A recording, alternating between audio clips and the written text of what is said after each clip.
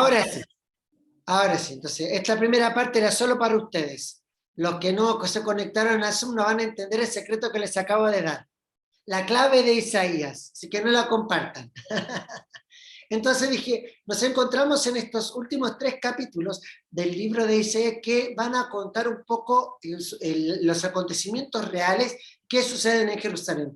Como que Isaías deja un poco esta visión profética, esto de sueños, de visiones, de profecía, tanto para Jerusalén como para los pueblos vecinos, y comienza a detallar más puntualmente lo que es el conocimiento bíblico. La primera parte que vimos hasta la semana pasada, la primera y segunda parte, nos habla sobre el gobierno de Dios y el método por el cual Dios juzga a las naciones.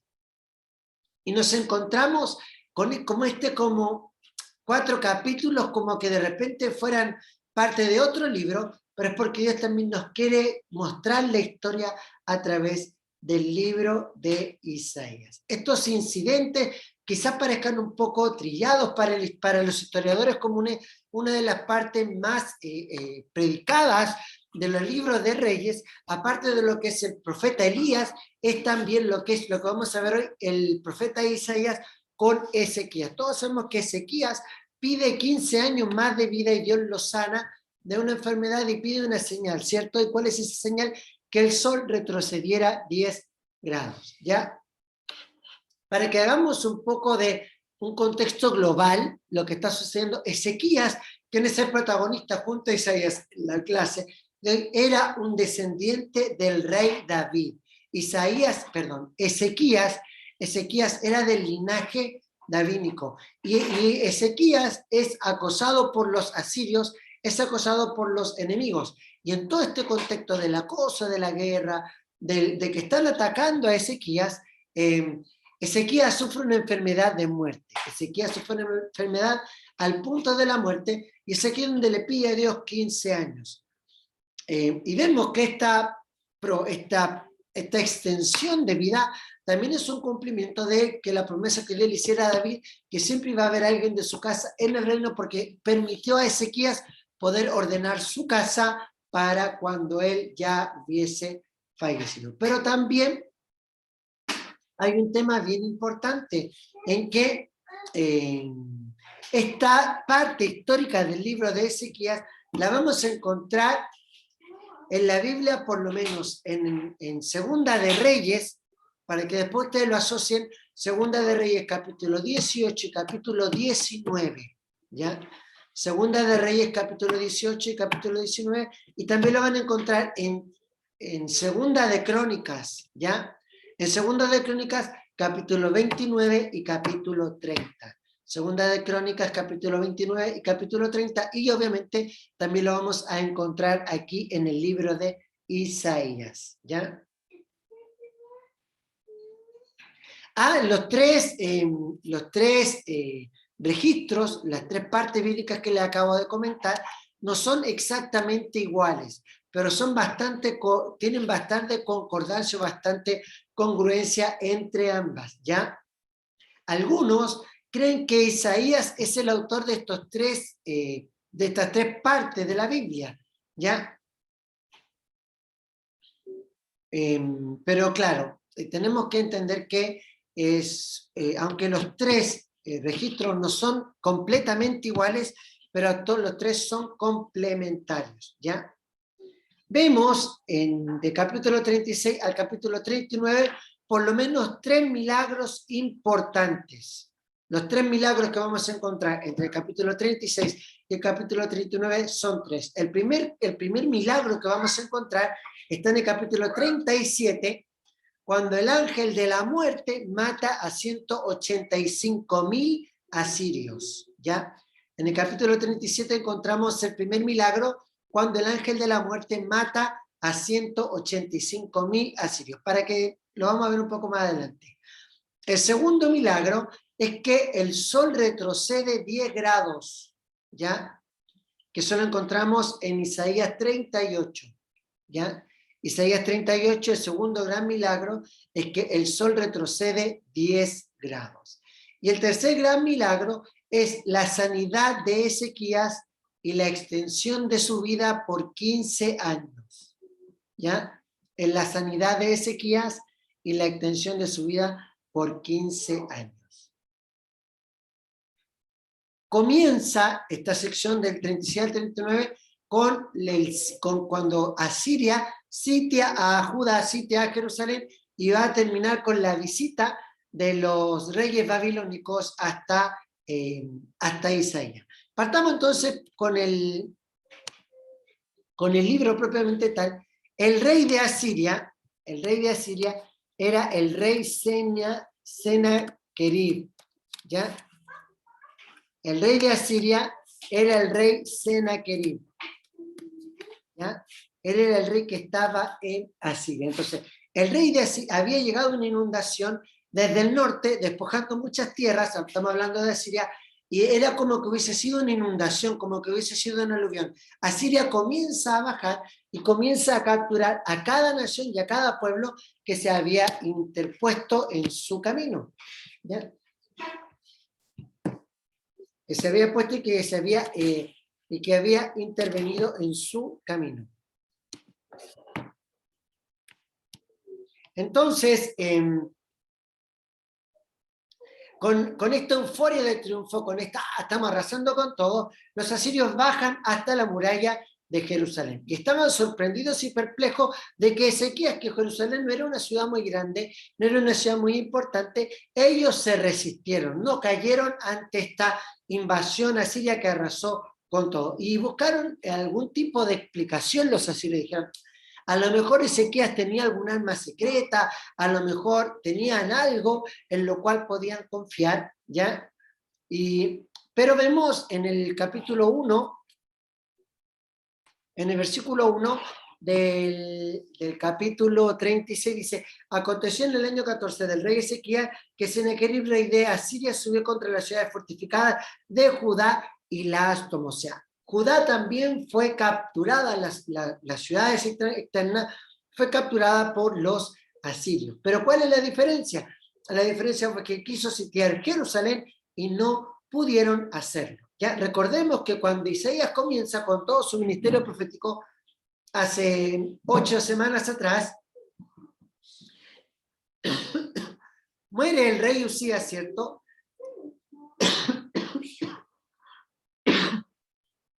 Y nos encontramos que va una descendencia hasta que aparece Ezequías. Ezequías fue un buen rey. Ezequías fue un rey que hizo cosas buenas delante de Dios. Ezequías fue un rey que ayudó a la construcción de Jerusalén. Es decir que, en otras palabras, Ezequías fue un rey bastante sensato desde el punto de vista de Dios. Y era muy distinto a cómo era con respecto a los reyes de Judá y los reyes de Samaria. ¿Ya? Era muy diferente a cómo era con los reyes de Judá y con los reyes de Samaria. Pero aunque Ezequías era un buen rey, él demostró debilidad cuando intentó evitar la invasión de Jerusalén. ¿Cómo? Sobornando a Sennacherib. Como vamos a ver en 2 de Reyes, capítulo 18, en el versículo 16 dice que quitó el oro, la plata del templo para satisfacer las demandas que el rey de Asiria estaba pidiendo. Pero todo eso fue inútil. Aunque Ezequías como que trató de negociar la libertad de Jerusalén. Pero no le sirvió de nada porque el ejército de Asiria ya estaba fuera de las puertas de Jerusalén. Así que el pago no les sirvió de nada, igual ellos fueron sitiadas. Pero esta conducta no era nada nuevo para ellos y se sigue practicando aún en la actualidad. ¿Ya? Aún en la actualidad. En 36.2 dice que el rey de Asiria manda al copero con un gran ejército desde Laquis a Jerusalén contra el rey Ezequías y acampó junto al acueducto del estanque de arriba en el camino de la heredad. El copero se llamaba Rabsacés, ¿ya? Rabsacés. El copero, lo voy a poner aquí se llamaba Rabsacés, ¿ya? El Rabsacés. El rey Sennacherib dijo, yo no voy a llegar hasta Jerusalén, él no se dignó hasta llegar hasta Jerusalén, sino que designó a Rabsacés junto a un ejército y se detuvieron fuera de la muralla de Jerusalén. porque estaban tratando de infundir miedo, estaban tratando de atemorizar a Ezequías y a los habitantes de Jerusalén para que se rindieran. Y Rabsacés manda a una comisión al mayordomo Eliakim y a Sebna el escriba y a Joá el canciller. Aquí vemos que el rey Ezequías es quien manda esta comitiva de 3 personas importantes. Eliakim, que era el mayordomo, Sebna, que era escriba, y que Joá era hijo Asaf de canciller. Vemos que Ezequías manda a esta embajada, manda a estos representantes como para ver cuáles eran las condiciones que Sennacherib estaba poniendo en la mesa para tener la libertad o para capturar a Jerusalén. ¿Pero qué nos encontramos?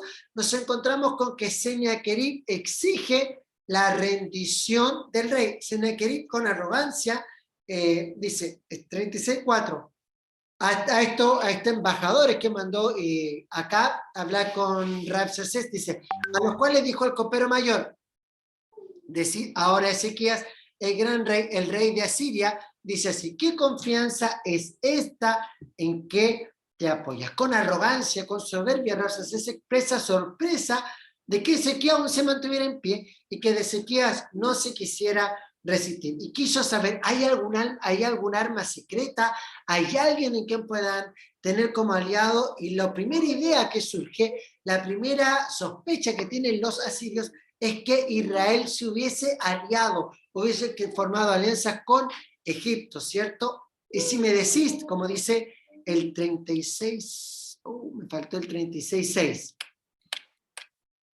Me faltó el 36.6, perdón, dice. 36.6 dice, he aquí que confías en ese bastión de caña astillada en Egipto, en el cual si alguien se apoya se clavará la mano y se la atravesará. ¿Cuál es el faraón, el rey de Egipto, para con todos los que en él confían? En otras palabras, Rabsacés le dice, ustedes ustedes creen que van a poder contra los asirios. ¿Por qué? Porque tienen una alianza con Egipto. En ese entonces, ¿cuál era el propósito de los asirios? ¿Cuál era la idea que tenía el rey Sennacherib? Bajar de tal manera, para poder llegar y poder conquistar a Egipto. Y obviamente Judá e Israel se encontraban en medio de ese camino. ¿Por qué estaba tan enardecido Sennacherib? Porque Sennacherib estaba como indignado, como una pequeña ciudad como Jerusalén, como un pueblo tan pequeño, gobernado por un rey, el rey Ezequías, se está bloqueando mi camino y no me está permitiendo satisfacer mi sed de conquista. La realidad era que Ezequías había esperado ayuda de Egipto, como había hecho el rey Acaz su padre. Se recuerdan que Acaz hizo alianzas con Egipto, pero Ezequías no logró conseguir ningún tipo de ayuda con Egipto. Entonces Rabsacés dijo, bueno, si no tienen alianza con Egipto, si no están esperando la ayuda que Egipto les pueda dar, hay algo que ustedes no me están contando. Y es allí donde aparece el versículo 7 del capítulo 36. Dice, y si me decís, en el Señor nuestro Dios confiamos, ¿acaso no es este aquel cuyos lugares altos y cuyos altares hizo quitar Ezequías y dijo a Judá y a Jerusalén, delante de este altar adoraréis? A continuación, después de que le dijo, bueno, si no es Egipto, ¿quién los va a ayudar? ¿Acaso es su Dios? Es cierto que están confiando en su Dios. Aquí fue cuando la falta de discernimiento les dio una indicación equivocada. Y entonces dijo, no sabía que Ezequías hizo destruir todos los lugares altos, todos los lugares de idolatría que habían en Judá y en Jerusalén. ¿Por qué? Porque como los asirios, tanto Sennacherib como Rabsacés, que estaba a cargo de esta toma de Jerusalén, ellos pensaban que la adoración en los lugares altos, la adoración en altares paganos, era la misma adoración que ellos servían al Dios de Israel. En otras palabras, ellos pensaban, Ezequías quitó los lugares altos, por lo tal quitó los lugares de adoración al Dios de Israel. Como que tampoco tenían la ayuda o no podían recurrir donde adorar y en dónde adorar y dónde poder tener comunión con el Señor. Hoy hay muchas personas que no tienen también este discernimiento espiritual. Y de vez en cuando alguien nos escribe, bueno, después de todo, todas las iglesias son iguales, todas van al mismo lugar. Estas personas son absolutamente igual que Rabsacés. De aquí estamos hablando que no saben distinguir la diferencia. Y cuando dicen que no les importa es porque también están enfocados en lo que los ojos ven.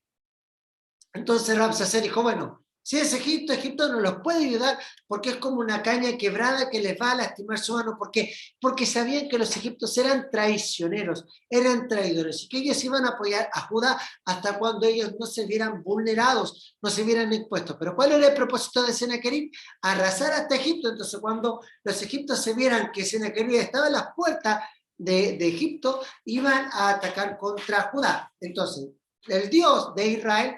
Pero ¿cómo? Si Ezequías quitó los lugares altos pensando con su mente pagana que solo se podía adorar a Dios en los lugares altos y no entendían que Jerusalén tenía toda su adoración centrada en el templo de Jerusalén. ¿Ya?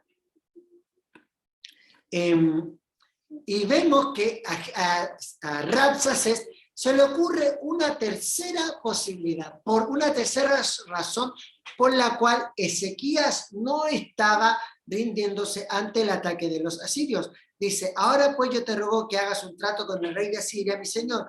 Yo te daré 2000 caballos, si tú puedes dar jinetes que los monte. ¿Cómo pues podrá resistir un capitán al menor de los siervos de mi señor, aunque estés confiado en Egipto con sus carros y sus jinetes? Existía una leve posibilidad de que Ezequías, según desde el punto de vista de los asirios, estuviese confiando en sus propios recursos, en sus propias fuerzas para defender Jerusalén. Así que Rabsaces ofreció disponer que las cosas simplemente fueran iguales. Bueno, yo tengo un gran ejército, te voy a ayudar para que tengamos un ejército similarmente equitativo. Era como que se estaba burlando de Ezequías y su capacidad bélica. Y nos encontramos con una cuarta posibilidad, con una cuarta razón que Rabsaces trata de buscar para encontrar como esta fortaleza que Ezequías quiere mostrar. Y dice en 36:10, ¿acaso vine yo ahora a esta tierra para destruirla sin permiso del Señor? Fue el Señor quien me dijo, sube a esta tierra y destrúyela. Él sugiere, Rabsaces como que le dice al pueblo de Israel, que Dios había enviado a los asirios contra Jerusalén y que el Dios de Israel estaba al lado de los asirios. Si nos damos cuenta todas las razones por las cuales Rabsaces le dice, trata como de argumentar esta posición de rebeldía de Ezequías, trata como de transformarla completamente. Entonces estos tres mensajeros que van, Eliakim, Sebna y Joa, que van a hablar con Rabsaces, le dice, te rogamos que hables a tus siervos en arameo, porque nosotros lo entendemos, y no hables con nosotros en la lengua de Judá, porque lo oye el pueblo que está sobre el muro. Ahora, este es un detalle súper importante, un detalle bastante trivial, pero que nos dice mucho. ¿Por qué? Porque los de Eliakim, Sebna y Joa hablan con Rabsaces, pero lo hacen en lo muy cercano a los muros de Jerusalén, porque los que están en el muro escuchan y no queremos que como que se aflijan. Por eso que le piden hablar en el idioma de los asirios. Durante todo este tiempo, él había estado hablando en voz alta en el idioma hebreo para que no le hablaba para que Eliakim, para Sebna, para que Joá entendieran, sino que Rabsaces hablaba a viva voz para que los soldados y para que los que viven en Jerusalén sintieran temor. Esto fue muy inteligente de su parte porque cambió a los receptores, que eran esta comisión que fue a hablar con Rabsaces, pero a ellos le importó que los que estaban en el otro lado del muro escucharan lo que estaba diciendo. Fue súper astuto y muy hábil al usar la propaganda entre sus enemigos. Él estaba expresando sus ideas a lo más alto de su voz. ¿Para qué? Para que todos los que de Jerusalén entendieran y se corriera la voz y provocara temor en los habitantes de Jerusalén. Es así como saltamos al versículo 18 al 20, dice, mirad que nadie os engañe, se quede diciendo, el Señor nos librará.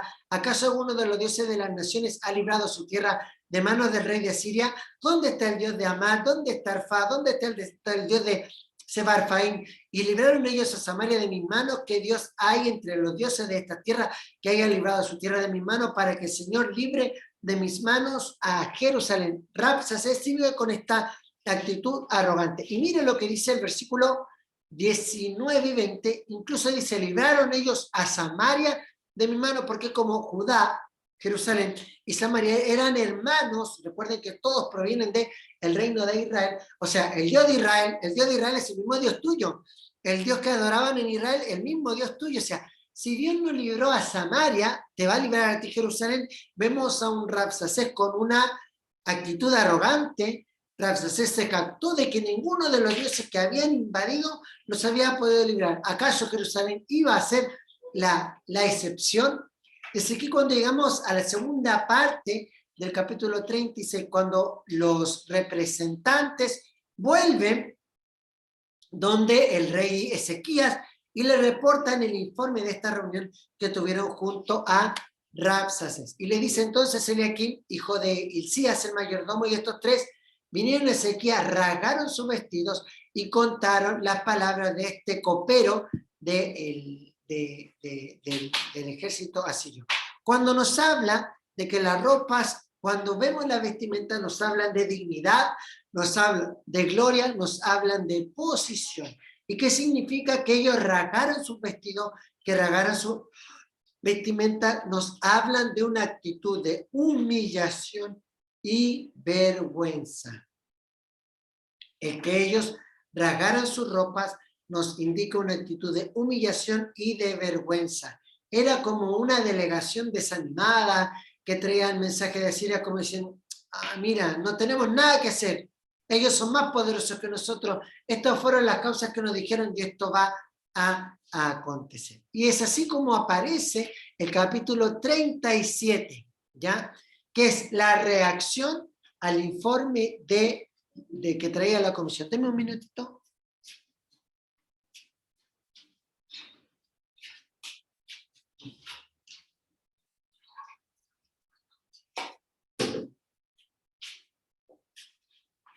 Entonces llegamos al capítulo 37, que el capítulo 36 nos cuenta cómo Ezequías manda mensajeros a hablar con los asirios, y el capítulo 37 nos cuenta la reacción de Ezequías, como que estuviésemos viendo una novela en 3, 4 capítulos.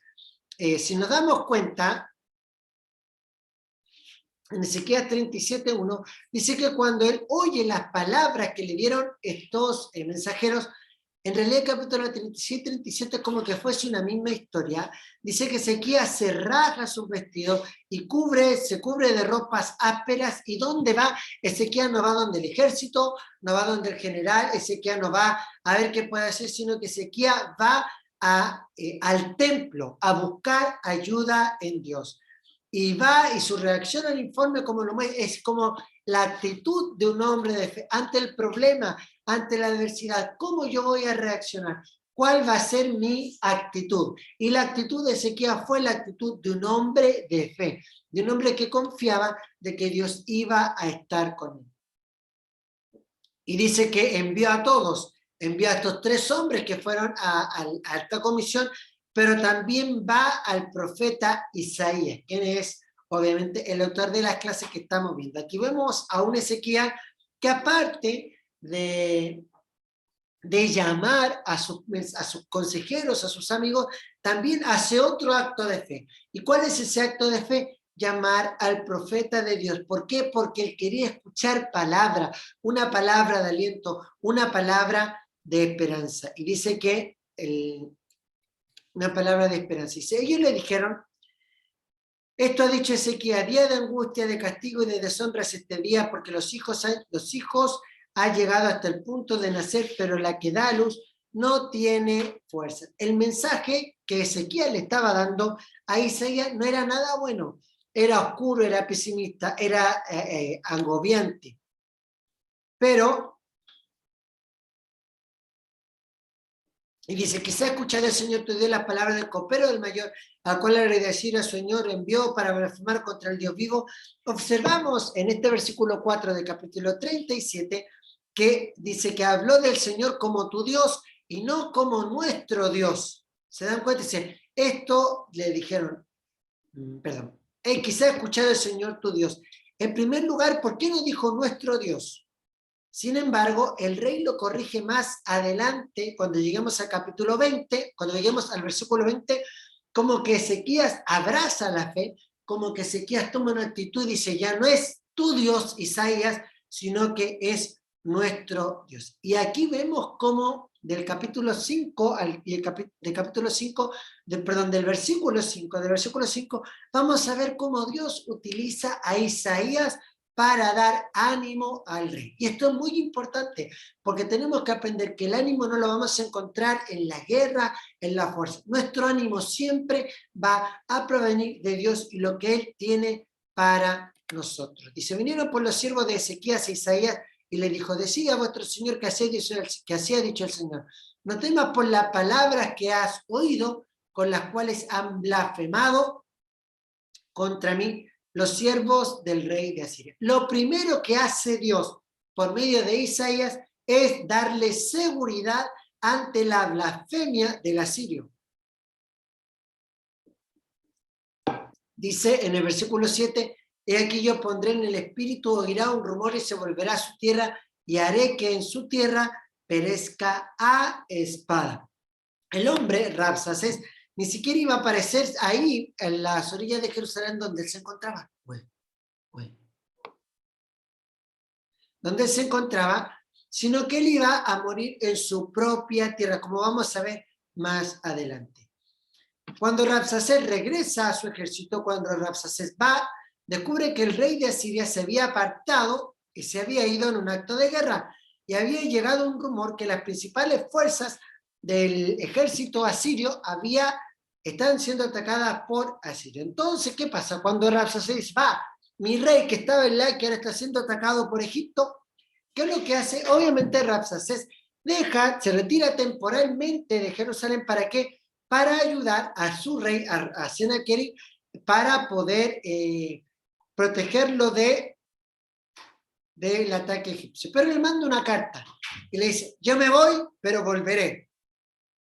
Y el mensaje de esta carta constituye como otro intento de sacudir la fe de Ezequías, como que esta carta como un ataque a la confianza que el rey Ezequías tenía con Dios, ¿ya? Y eso lo encontramos en el versículo 10, dice, así diréis a Ezequías, rey de Judá, no te engañe tu Dios en quien tú confías, diciendo, Jerusalén no será entregada en las manos del rey Asiria. Esta es la carta, el mensaje que le da Rabsaces a Sennacherib. Y lo termina diciendo en el versículo 11 y 12, dice, y aquí que tú has oído los que han hecho los reyes de Asiria todas las tierras, las que la han destruido, y escaparás tú, ¿acaso libraron sus dioses las naciones que destruyeron mis antepasados, a Gozán, Arán, Rezeb, los hijos de Edén, que moraban en Telasar? Pero en este caso, Rabsaces llegó mucho más lejos que anteriores, y se jactó de que ningún Dios había podido ser,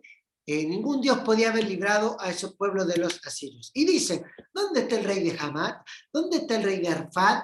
El rey de la ciudad de Sefarbaim, el de Jena, el de Iba. Aquí vemos que Asiria citó hechos históricos difíciles de refutar, como que le tiró en la cara la historia a Sennacherib. Y vemos cuando le tiró en la cara la historia a Ezequiel. Y cuando vemos a Ezequiel que se va, realmente me estoy encontrando con un rey imposible de destruir, me estoy encontrando con un rey que va a arrasar con nosotros, y comienza Ezequías a tener un cambio de actitud. Ezequías estaba en el templo, Ezequías va al templo, manda a buscar a Isaías, pero había algo muy importante. Ezequías quería escuchar la voz de Dios, pero Ezequías no había tomado una actitud de petición, una actitud de oración, como lo vemos en el capítulo, en el versículo 14, dice que toma Ezequías estas cartas que le manda Rabsaces, las lee, sube a la casa del Señor y las extendió delante del Señor. Esto es súper significativo, porque es como que Dios le dice, Ezequiel le dice a Dios, Señor, mira lo que me dicen. Y aquí nos encontramos con una de las oraciones más profundas y de mayor contenido que vamos a encontrar en la Biblia. ¿Ya? En el versículo 15 y 16 del capítulo 37 dice, entonces Ezequías oró al Señor diciendo, Señor de los ejércitos, Dios de Israel, que moras entre los querubines, solo tú eres Dios de los reinos de la tierra. Tú hiciste los cielos y la tierra. Los israelitas, instruidos, los israelitas cultos, no pensaban que Dios era una deidad local que habitara solo en el templo, en una pequeña arca en Jerusalén, sino que vemos, así como Salomón cuando ora, que Dios habitaba en toda la tierra. Por eso que dice, tú que moras entre los querubines, tú que eres Dios de los reinos de la tierra, tú hiciste los cielos y la tierra, nos muestra el grado de intelectualidad y cuán culto era Ezequías. Ezequías se puso ante Dios esta carta y resaltó el hecho de que no estaba dirigida contra Jerusalén, no estaba dirigida contra Judá. Es más, la carta no estaba dirigida contra el mismo rey Ezequías, sino que la carta estaba dirigida hacia Dios mismo. ¿Ya? Dice en el 18 y 19, aquí dice 18 y 19, 18 y 19, dice, ciertamente, Señor, los reyes de Asiria han destruido todas las tierras de sus comarcas y han entregado a los dioses a ellos del fuego, porque no eran dioses sino de manos de hombre, madera y piedra. Isaías reconoce la verdad. Isaías dice, Señor, yo no puedo hacer vista gorda o pasar por alto que los asirios han arrasado con todos los pueblos que han encontrado en su paso, que han quemado, que han destruido. Pero ojo, los dioses que los asirios han destruido no son dioses como tú, porque son dioses que eran obra de manos de hombre, madera, piedra. Esos son los dioses que han destruido.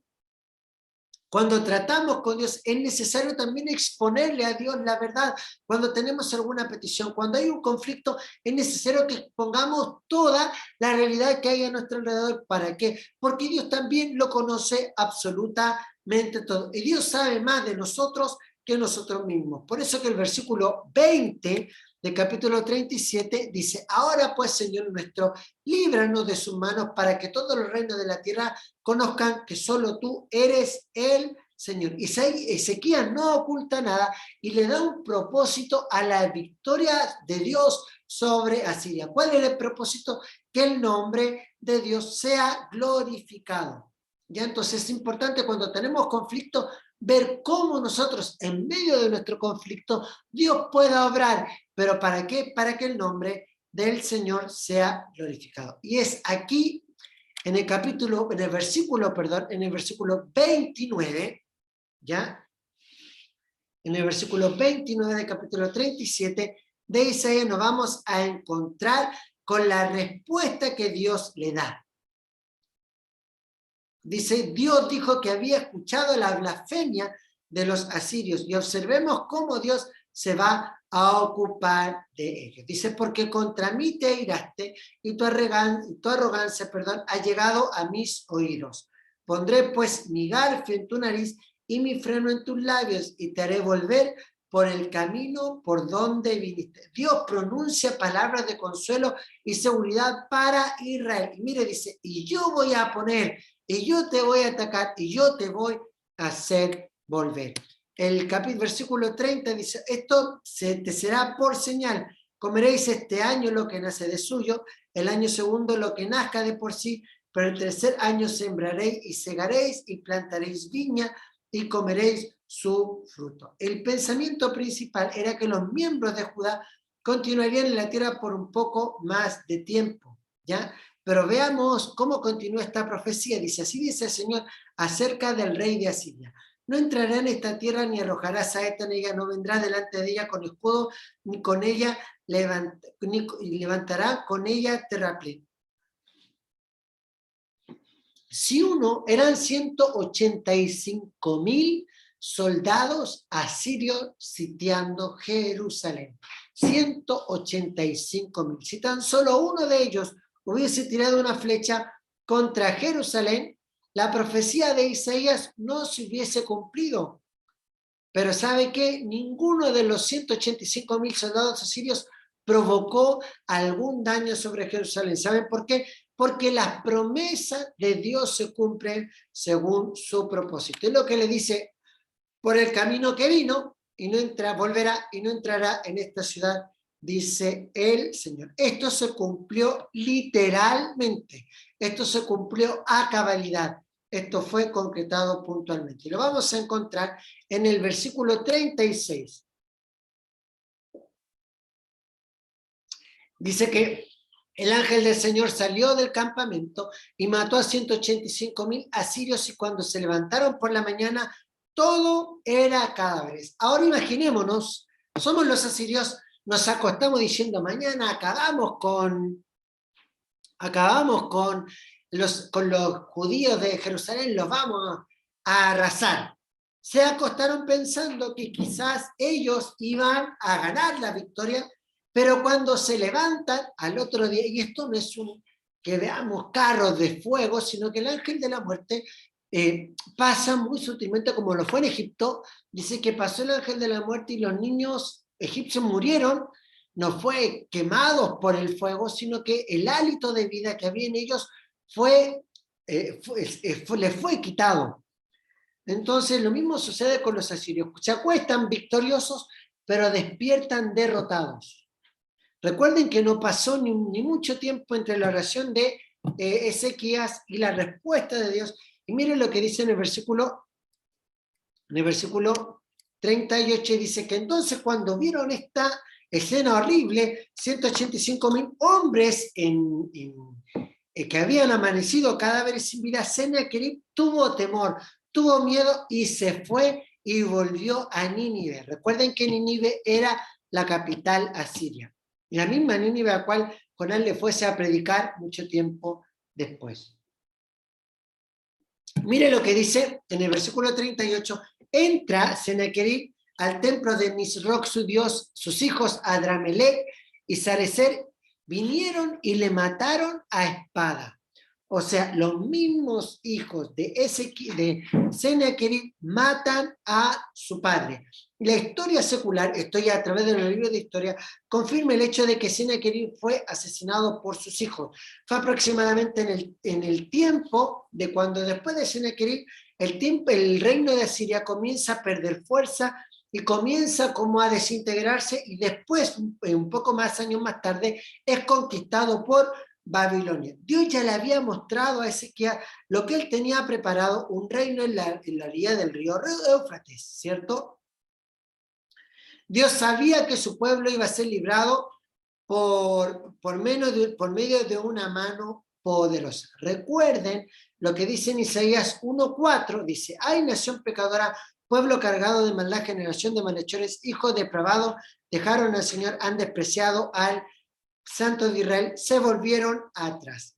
Y es así como termina esta historia entre el capítulo 36 y el capítulo 37, que nos muestra cómo el capítulo 36 nos muestra esta comisión política a hablar con Sennacherib, pero el capítulo 38 nos muestra a un rey Ezequías cuando escucha la palabra de los enemigos, vuelca su corazón a Dios y dice, Señor, esto lo tienes que hacer tú para que tu nombre sea glorificado y todas las naciones den testimonio de que tú eres el Dios soberano. Y Dios actúa enviando al ángel de la muerte y matando a 185.000 personas. Pero después de este suceso, cuando Ezequías estaba como en el apogeo, Ezequías enferma de muerte. Eso lo vemos en el capítulo 38:1.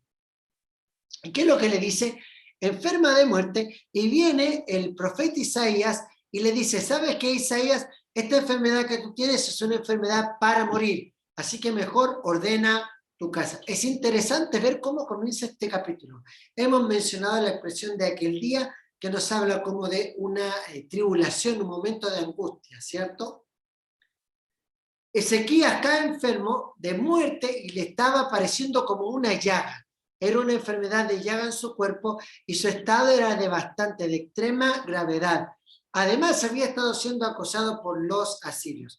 Algunos comentaristas bíblicos creen que era una especie de como de un cáncer, de una lepra, de alguna dermatosis bastante importante, y que le estaba provocando alguna enfermedad terminal. Y la palabra del Señor Isaías le dice, bueno, la enfermedad que tú tienes es una enfermedad de muerte. Es como que la sentencia de muerte fue comunicada por Ezequías. Ahora es cierto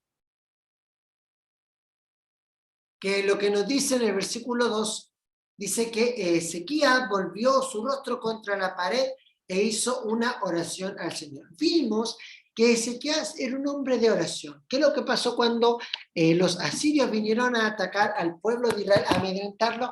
¿Qué es lo que hizo Ezequías? Ezequías se fue al templo, se puso a orar con Dios. Cuando Ezequías ve esta noticia de que ellos iban a ser, de que él estaba enfermo de muerte, dice que vuelve su cabeza ante Dios, mira la pared y comienza a orar al Señor. Y dice que le dijo al Señor, Señor, recuerda ahora que he andado delante de ti, en verdad, con íntegro corazón, y que he hecho lo delante de tus ojos. Y Ezequías lloró amargamente, ¿ya? Obviamente en una ocasión como esta, que a uno le dicen que se va a morir, obviamente que es un hombre llore. Pero Ezequías también oró basándose en lo que había sido su vida, como que trata de apelar al corazón de Dios. Tenía una buena reputación ante Dios y también tenía una buena reputación ante los hombres. Había tenido una buena actitud al actuar, ¿cierto? En el Segunda de Reyes, capítulo 18:5, para que después lo lean, que también Segunda de Reyes 18 habla con respecto a este pasaje, dice que Ezequiel dijo, en el Señor Dios de Israel puso su esperanza. Entre todos los reyes de Judá no hubo otro como él antes ni después. O sea, Ezequiel fue un rey sobresaliente desde el punto de vista, ¿por qué? Porque fue reconocido por ser un hombre que ponía su esperanza en Dios, por ser un hombre de fe. Entonces, Dios escucha la oración de Ezequiel, Dios escucha el llanto de Ezequiel, y el Señor le habla a Isaías y le dice, Dios dice que escuchó tu oración, vio tu lágrima, por lo tanto añade a tus días 15 años más de vida. Lo que Dios también lo hace, no tan solo por la oración de Ezequiel, sino también para que la promesa de que siempre alguien de la casa de David iba a estar en el trono de Jerusalén se pudiera cumplir, ¿ya? Nuestras oraciones son escuchadas, ¿por qué? Por medio de Cristo, ¿cierto? Él es nuestro abogado.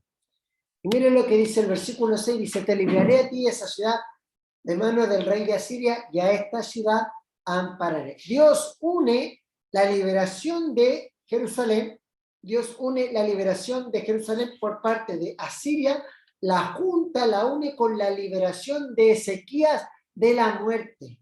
Así como Dios había librado a Jerusalén del ataque de los asirios, Dios también estaba librando a Ezequías de la muerte. En otras palabras, era una clara respuesta a un pedido de un creyente y le anima para que siempre confíe. Y mire lo que dice en 38:7-8.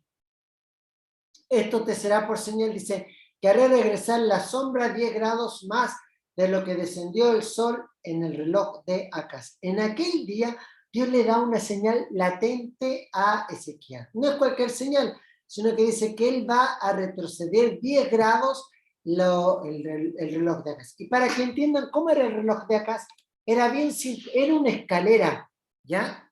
Era una escala que estaba alineada a la sombra del sol. Entonces, ¿qué pasaba? Cuando el sol crecía, se iban iluminando las gradas, ¿cierto? Cada grada era un periodo de tiempo. Entonces, cuando el sol llegaba a lo máximo, que era el mediodía, toda la grada estaba completamente iluminada. Entonces, cuando pasaba el mediodía y el sol comenzaba su etapa de descenso, comenzaban a ya no a iluminarse, sino que ahora a ponerse de sombra. Entonces, ¿qué es lo que le dice? Que este reloj de acá, que era una escalera, que cada grada significaba, cada peldaño significaba un grado, el Señor le dijo, yo voy a hacer que, en vez de que el reloj avance 10 grados, yo voy a hacer que 10 grados se retrocedan. Y el sol retrocedió 10 grados, de los cuales ya había pasado. La palabra grados también puede ser peldaños, porque recuerden que el reloj de Acaz era una pared. Un investigador bíblico escribió lo siguiente: podemos transportarnos en el espíritu del palacio de Ezequías.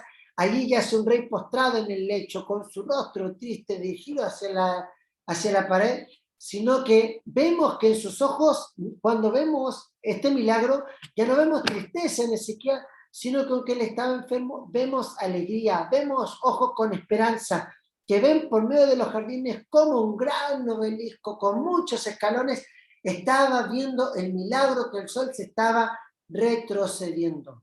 ¿Ya? Vemos la mano de Dios, una respuesta latente, una respuesta tajante. Dice que el rey Ezequías sanó de su enfermedad. ¿Ya? Y dice en Ezequiel, el Señor me salva, Isaías 38:20, por eso tocaremos nuestros instrumentos y cantaremos en la casa del Señor todos los días de nuestra vida. Es aquí donde cuando Ezequiel recibe la respuesta, brota en su corazón un corazón de alabanza y un corazón de agradecimiento. Sin embargo, después de esta experiencia, todos pensaríamos que Ezequías iba a ser una persona intachable, iba a ser como bueno, pero Ezequías se convierte en un hombre orgulloso, en un hombre arrogante. En Segunda de Crónicas 32:25, Segunda de Crónicas 32:25, no lo anoté, así que anótenlo por ahí para que después lo lean. Segunda de Crónicas 32:25 dice: pero Ezequiel no correspondió el bien que le había sido hecho. ¿Cuál fue el bien? De ser sanado y ya ver que Dios le haya prolongado 15 años más de vida a su vida. Sino que dice, sino que su corazón se enalteció, por lo cual vino la ira contra él, contra Judá y contra Jerusalén. Vemos la evidencia del hecho de que quizás él no debió haber pedido que su vida se prolongara. ¿Por qué? Porque esta extensión de vida trajo en él orgullo, trajo en él arrogancia. Después de haber experimentado un milagro tan grande como el de Ezequiel, existe el peligro de alejarse del Señor. ¿Fue correcto para Ezequiel pedir una extensión de su vida? ¿No tendría quizá que haber aceptado la hora de su muerte? Manasés, quien fue el sucesor de Ezequías, ascendió al trono cuando solo tenía 12 años. ¿Ya? Es decir, que ¿qué podemos decir acerca de Manasés? Que llegó a ser el peor rey. Manasés fue el peor rey de todos, pero consideramos que Manasés nace en estos 15 años de extensión que Dios le dio a Ezequías. ¿Por qué? Porque si Ezequías moría en el momento de su muerte, ¿qué es lo que iba a pasar? La promesa dada a David, que un descendiente del linaje de David perdurara en el trono, no se iba a cumplir. ¿Por qué? Porque Ezequías no tenía descendencia y se iba a cortar esa promesa. Entonces, como Manasés comienza a reinar, cuando tiene 12 años y Dios le da 15 años a Ezequías de extensión de vida, así que Manasés nace en este tiempo de extensión, ¿ya? Y llegamos al capítulo 39, y el capítulo 38 nos habla de sanidad, pero también nos habla de esta decadencia de Ezequías. Y llegamos al capítulo 39, un capítulo que va a mostrar un Ezequías completamente distinto al del capítulo 38. Ese que se desgarró, que se quitó su vestimenta, vamos a encontrar a un Ezequías soberbio. Es que Dios me sanó. ¿Cuántas veces en nosotros, en vez de tener una actitud de humildad, de tener una actitud de agradecimiento, existe una actitud de soberbia, de altanería, por lo que Dios ha hecho con nosotros? Ahora, el enemigo ya no es Asiria, sino que el enemigo es Babilonia. ¿Ya? Y aquí Ezequías comete el error más grande que pudo haber cometido y nos muestra la fragilidad humana y su debilidad espiritual. Es después de la hora de un gran triunfo espiritual, después de tener una gran bendición, es cuando también estamos más expuestos a nuestras peores derrotas espirituales. ¿Ya? En el 39:3 dice que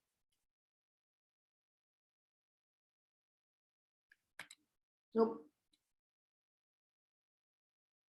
39:3 nos habla, dice que el rey Merodach-Baladán, rey de Babilonia, envió cartas y presentes a Ezequías porque supo que estaba enfermo y que se había restablecido. Este rey Merodach-Baladán fue un personaje que para nosotros carece mucho de significado, pero que su nombre en sí tiene mucho que podamos sustrae. Por ejemplo, el Merodach, en la palabra Merodach significaba rebelde.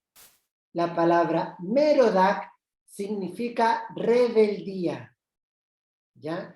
Y la palabra Baladán significa no es del Señor, ¿ya? La palabra Baladán no es del Señor. En otras palabras, Merodach Baladán significaba el rebelde que no es de el Señor. Y tenía como, todos sabemos que Babilonia estaba en el mismo lugar donde se construyó la Torre de Babel, ¿cierto? Donde el fundador de la Torre de Babel, el fundador de Babilonia fue Nimrod, ¿ya? Fue Nimrod.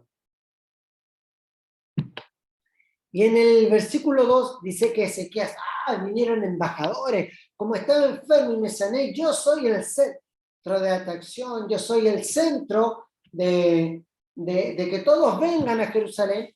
Y dice que en ese momento Ezequías no había perdido muchas de las riquezas que tenían en Jerusalén. O sea, Jerusalén todavía tenía muchas riquezas en el templo, pero Ezequías comete un gran error, le dijo, miren, me vinieron a ver, pero también vean la riqueza, vean los ungüentos, vean la plata, vean el arma. Recuerden que Salomón llegó a ser un ejército que sus escudos eran de oro. O sea, las riquezas que tenía Jerusalén eran incomparables. En Segunda de Crónicas 32, 27 y 28, en Segunda de Crónicas 32, 27 y 28 dice que Ezequías tuvo riquezas y gloria mucha en gran manera, adquirió tesoro de plata, oro, piedra preciosa, perfume, escudo y toda clase de joya deseable. Asimismo hizo depósitos para la renta de grano, del vino y del aceite, establo para toda clase de bestia y aprisco para los ganados. Es interesante ver cómo vienen los embajadores de Babilonia, que podían haber sido enemigos, le trajeron regalos, no vinieron con las manos vacías, sino que le trajeron regalos y le dijeron, nuestro rey, Merodach Baladán, se alegra de que tú estés bien y que te hayas sanado. En vez de tomar esta carta y abrirla ante el Señor, como lo hizo con la carta que habían traído los asirios, la puso a un lado y le mostró, le dijo, miren todo lo que tengo, los condujo como por una guía turista por toda la ciudad de Jerusalén, todo el oro que había acaparado Salomón, había hecho productos, todo y estaba guardado en Jerusalén. Y Ezequías, con su insensatez, le mostró a sus visitantes todas estas riquezas y ellos regresaron a su rey. Y le dijeron, Jerusalén tiene tanta riqueza que tenemos que caerle encima. Entonces, ¿qué es lo que dice? Cuando pasó todo esto, viene Isaías y le dice a Ezequías, ¿quiénes eran esos hombres? ¿Qué vinieron donde ti? Y Ezequiel le dice, no, ellos vinieron de tierras muy lejanas. Ezequías creía que había hecho una gran tarea diplomática, pero el profeta le dice, has cometido el peor error. Dice, entonces, ¿qué han visto en tu casa? Y dijo, todo lo que hay en mi casa han visto, ninguna cosa hay en mi tesoro que yo no les haya mostrado. ¿Y qué es lo que le dice? ¿Qué es lo que le dice? ¿Cuál es la respuesta de Isaías a Ezequías? He aquí viene el día en que será llevado a Babilonia todo lo que hay en tu casa, lo que tus padres han atesorado hasta hoy, ninguna cosa quedará, dice el Señor de tus hijos, que saldrán y que habrás engordado, tomarán y serán eunucos en el palacio del rey de Babilonia. Esta palabra, esta profecía, se cumple 100 años después, podríamos decir, con Daniel capítulo 1, vamos a encontrar el cumplimiento a estos 3 versículos. Y también en Segunda de Reyes, capítulo 24 y capítulo 25. En Segunda de Reyes, capítulo 24 y capítulo 25 también se cumple la profecía de este versículo 39, 5 al 7, que en año fue 100 años después. Entonces puede hacer una pregunta de examen, ¿cuándo se cumple la profecía de Isaías 39, 5 y 7? Se cumple 100 años después en Segunda de Reyes 24 y 25 y Daniel capítulo 1. ¿Cuál es la respuesta de Ezequías? Si yo fuese Ezequías, Señor, pero perdóname, pero ¿qué es lo que le dice Ezequías? dice, y dijo Ezequías a Isaías, la palabra del Señor que has hablado es buena. ¿Cómo va a ser buena si los van a invadir? A lo menos haya paz y seguridad en mis días. Y aquí nos damos cuenta del nivel de insensatez que había alcanzado Ezequías producto de la soberbia. Fue la pregunta, la respuesta más extraña. Cuando alguien me dice, a mis hijos los van a llevar cautivos, yo trato de apelar por mis hijos. Sino que, ¿qué es lo que le dice? Bueno, me alegro que es de tu profecía. ¿Sabes por qué me alegro? Porque eso no se va a cumplir mientras yo sea rey. O sea, que siendo agradecido de estos eventos no ocurriría en esos días. Pero ¿qué le va a suceder a sus hijos? ¿Qué le va a suceder a sus descendientes? Hoy vemos en esta parte del capítulo 39 a un Ezequías con un corazón egoísta, que no le importa sus futuras generaciones, sino que solo le importa él. ¿Por qué? Porque como estas desgracias se van a cumplir literalmente lejos de él, a él le da lo mismo. Este capítulo concluye la sección histórica del libro de Isaías y es una verdadera advertencia para quienes pretendemos conducir, para quienes creen que pueden conducir su vida lejos de los caminos de Dios, lejos de la voluntad de Dios, sin entender los propósitos de Dios. Vimos hoy al comienzo a un Ezequías humilde, a un Ezequías que acude a Dios. Vimos a un Ezequías que le dice, Señor, tú vas a pelear con nosotros para que tu nombre sea glorificado, para que tu nombre sea exaltado. Y Dios obra con el ángel de la muerte aniquilando a 185,000 soldados asirios. Pero en el capítulo 38 vemos a un Ezequías enfermo de muerte, a quien Dios le responde su petición, y a un Ezequías que es reconocido incluso por Dios por ser un hombre bueno, por ser un hombre recto. Pero terminamos hoy la parte histórica del libro de Isaías con el capítulo 39 con un Ezequías soberbio, con un Ezequías que no está preocupado de sus generaciones futuras, con un Ezequías que solo se alegra que va a venir la destrucción, pero en sus días no va a pasar nada. Vemos un Ezequías egoísta, vemos a un Ezequías frío espiritualmente, a un Ezequías enfocado en las cosas materiales.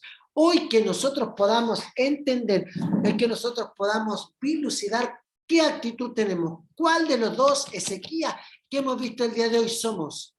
¿Ese Ezequías humilde que se acerca a Dios o el Ezequías egoísta que no le importa lo que va a pasar el día de mañana?